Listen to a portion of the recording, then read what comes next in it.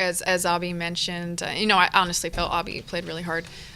We just did not show up. The effort wasn't there. I don't think it has to do with confidence, or I don't think it has to do with I think it has to do with inexperience in the sense of this team has to understand how hard you have to play every day, and prep leads to that. There's a reason why South Dakota and South Dakota State are as good as what they are, is because they have that culture to really compete every single day, and we just didn't do that today.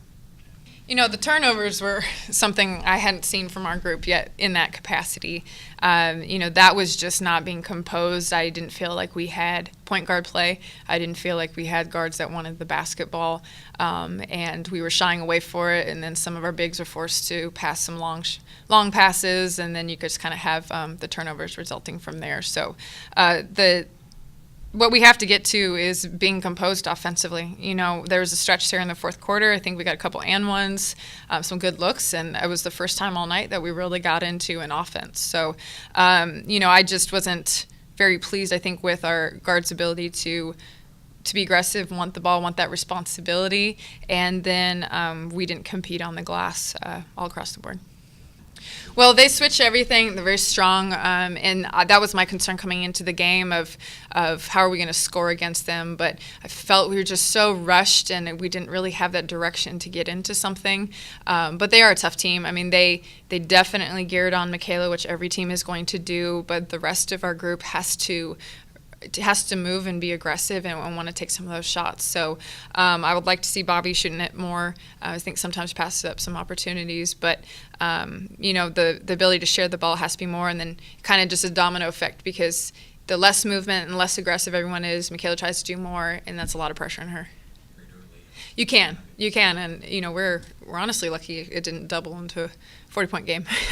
So we did. I think we won the second half, I believe, which I think at this point that's not going to be a victory for us, because we didn't battle the whole way through. If I felt like we battled on the boards and really showed up in the first half effort-wise, then it would have been a victory for us, whatever the outcome was. But you can't show up and you can't not show up, and you can't not battle and expect to be in the game. But just showing up for half the game and effort-wise still isn't enough for us.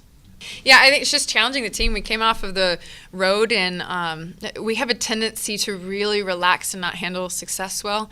And at Western, we weren't successful, but we really squeezed a tough one out at IPFW.